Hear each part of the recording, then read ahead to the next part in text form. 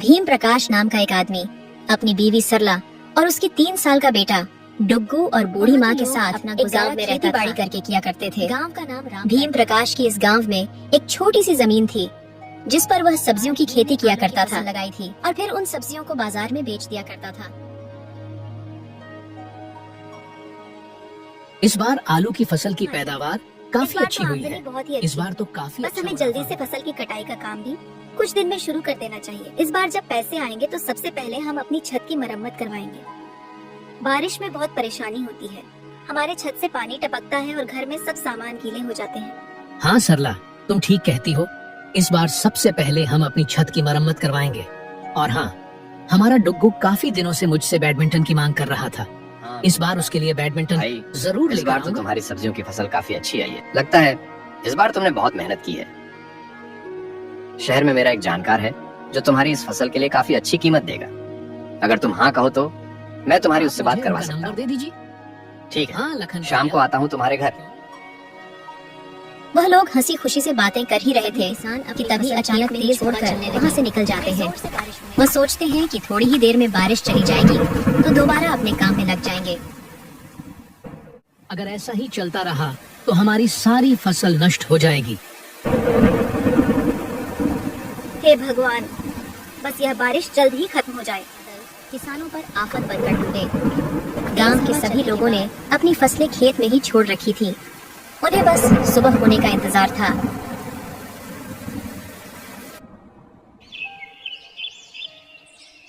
सुबह होते ही जब किसान खेत पहुंचे तो वहां का नजारा देखकर लोग दंग रह गए। वर्षा के कारण सभी गांव वाले किसानों की फसलें बर्बाद हो गई थीं।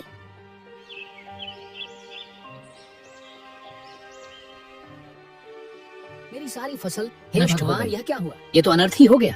इस बार तो सबसे ज्यादा उम्मीद थी, अब क्या होगा?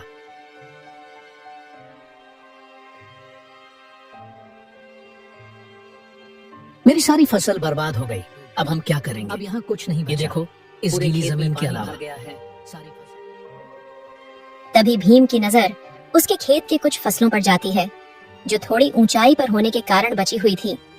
भीम बची हुई आलू की फसलें इकट्ठा करके घर लौटता है।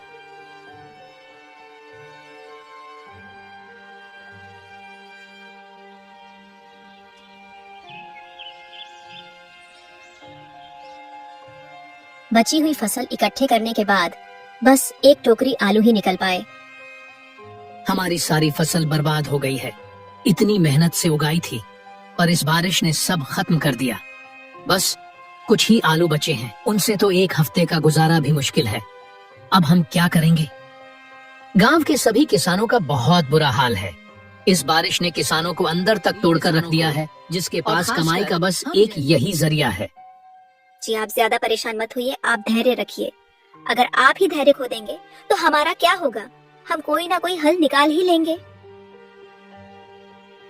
तभी सरला को एक विचार आता है।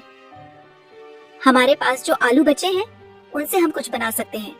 क्यों ना हम इन्हीं आलू से समोसे बनाकर बाजार में बेचें? मुझे लगता है गांव वालों को बहुत पसंद आएंगे। थोड़ी बहुत तो आमदनी हो ही जाएगी। तुम्हारी बात सही है, लेकिन क्या इससे हमारी जरूरतें पूरी हो पाएंगी?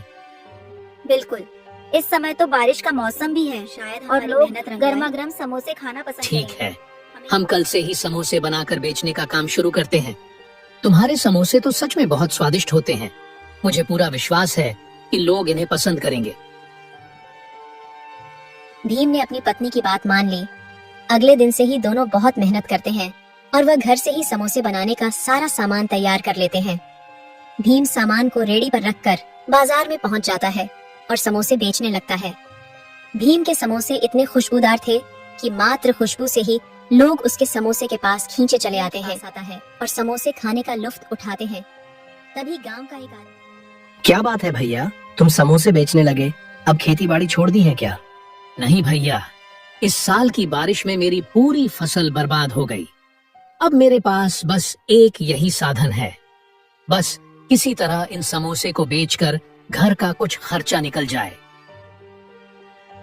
ऐसे ही कुछ दिन बीत जाते हैं। भीम प्रकाश के समोसे लोगों को काफी पसंद आते हैं। भीम को व्यापार में जो घाटा हुआ था, समोसों को बेचकर उसने अपने थोड़े बहुत नुकसान की भरपाई तो कर ही ली थी। भीम प्रकाश का समोसे का काम ठीक ठाक चल रहा था। भीम प्रकाश को समोसे के सामान के लिए पैसों की जरूरत थी। इसी सोच में भीम बहुत परेशान था। उसे परेशान देख उसके पास गांव का एक व्यक्ति आता है।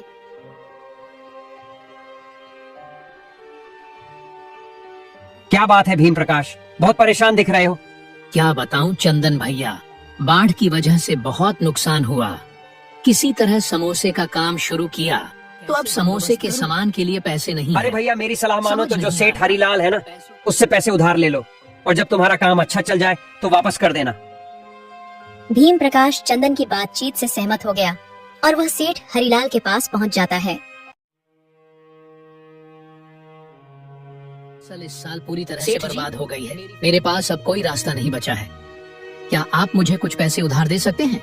उधार तो मैं दे सकता हूँ, लेकिन तुम्हें इसके बदले कुछ गिरवी रखना होगा जब तक तुम पूरे पैसे वापस नहीं कर देते, और उसका ब्याज भी देना होगा। सेठ जी, अभी मेरे पास गिरवी रखने के लिए कुछ भी नहीं है। मेरी सारी फसल नष्ट हो गई है। कृपया ब्याज पर ही पैसे दे दीजिए। तुम्हारे पास तुम्हारी जमीन तो है, तुम अपनी जमीन गिरवी रख सकते हो। सेठ जी, मेरी जमीन ही मेरा सब कुछ है, लेकिन अगर और कोई चारा नहीं है तो मैं अपनी जमीन गिरवी रखने के लिए भीम ने तैयार सेठ से पैसे लेकर समोसे बनाने का सामान खरीदा और अपने व्यापार को फिर से शुरू किया।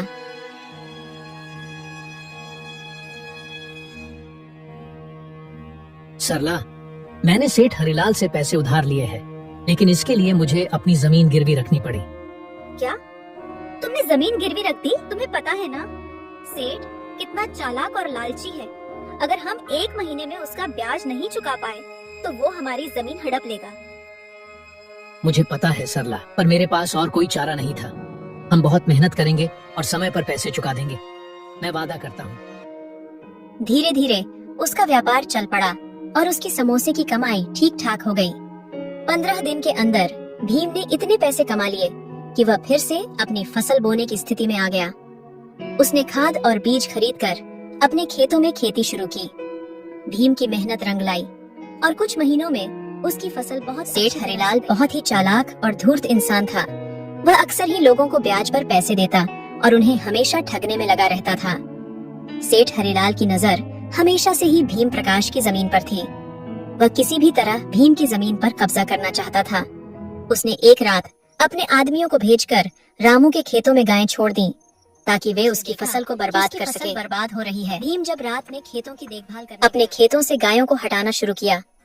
गाय भी की ज्यादा फसल बर्बाद नहीं कर पाई थी, क्योंकि समय रहते ही भी ने उन्हें वहां से हटा दिया था। गायों का शोर सुनकर सरला भी वहां तुरंत पहुंच जाती है और खेतों की ऐसी हालत देखकर वह कहती है, देखो हमारी फसल बर्बाद हो गई। मुझे हरिलाल का ही काम होगा। तुम्हारी बात सही है, यह जरूर सेठ का काम है, लेकिन चिंता मत करो। मैं अब अपने खेतों में ही सोऊंगा जब तक हमारी फसल पूरी तरह से तैयार नहीं हो जाती। भीम ने तय किया कि अब वह खुद अपने खेतों में ही सोएगा ताकि वह अपनी फसल की रक्षा कर सके। अगले दिन सेठ हरिलाल करने की उनकी यह तरकीब खराब हो गई है, तो वह नई तरकीब सोचता है। इस भीम को तो मैं मूर्ख समझ रहा था, लेकिन यह तो बहुत ही चालाक निकला। लगता है अब कोई दूसरा उपाय ही सोचना पड़ेगा। कुछ दिनों बाद एक रात सेठ हरिलाल अपने साथ मिलावटी दवाइयों की पोटली लेकर भीम के खेत में आया। वह उन जहरीली दवाइयों का छिड़काव करके भीम की फसल को बर्बाद करना चाहता था।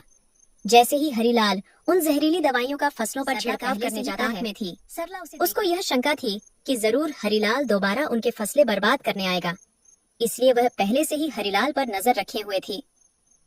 यह सेठ हरिलाल सुधरने वाला नहीं है, ये फिर से आ गया। लगता है इसको सबक सिखाना ही पड़ेगा। अभी बताती हूँ इसको। सरला हरिलाल को पीछे से एक जोरदार डंडा मारती है। डंडा पड़ते ही हरिलाल तुरंत जमीन पर गिर जाता है। सरला ने शोर मचाया और गांव वालों को बुला लिया और हरिलाल के मकसद के बारे में बताया। देखो गांव वालों, सेठ हरिलाल हमारी फसल को बर्बाद करने की कोशिश कर रहा था। ये हमारी फसल खराब हो जाती और हम इस हरिलाल का ब्याज नहीं दे पाते, और ब्याज ना देने के कारण यह हमारी जमीन को जब्त कर लेता। गांव वालों ने देखा कि कि हरीलाल के हाथ में सच में एक जहरीली दवाई की पोटली थी, जिससे वह भीम प्रकाश के फसलों को बर्बाद करना चाहता था। सेठ हरिलाल, तुम्हारी हिम्मत कैसे हुई भीम की मेहनत की फसल को बर्बाद करने की? तुम्हें शर्म आनी चाहिए। सेठ, तुम हमेशा से ही लोगों का फायदा उठाने की कोशिश करते हो, लेकिन आज तुम्हारी असलियत सबके सामने आ गई है। हरिलाल, हमने तुम्हें हमेशा सम्मान दिया है। हम सब जानते हैं तुमने हमारे भीम कितना मेहनती है। तुम जैसे लालची आदमी को गांव में रहने का हक नहीं है। मैं माफी चाहता हूँ गांव वालों, मैंने लालच में आकर बहुत बड़ी गलती की। भीम प्रकाश, मुझे माफ कर दो, मैं थोड़ा लालच में आ गया था। मैं वादा करता हूँ कि अब से मैं ऐसा कभी नहीं करूँगा। सेठ जी, आपकी माफी का हमें कोई भरोसा नहीं। हमें अपनी मेहनत और ईमानदारी पर भरोसा है। आपसे अब कभी उधार नहीं लेंगे और न ही आपकी किसी चालाकी का शिकार बनेंगे। अब गांव वालों के सामने हरीलाल सच्चाई आ गई। हरीलाल को गांव वालों के सामने बहुत शर्मिंदा होना पड़ा और वह सर झुकाए चुपचाप वहां से चला गया। भीम ने अपनी फसलों को बेचकर सेठ हरीलाल का सारा पैसा, भीम की मेहनत और सच्चाई ने उसे उसकी जमीन वापस दिलाई और उसने अपने परिवार के साथ खुशहाल जीवन बिताया।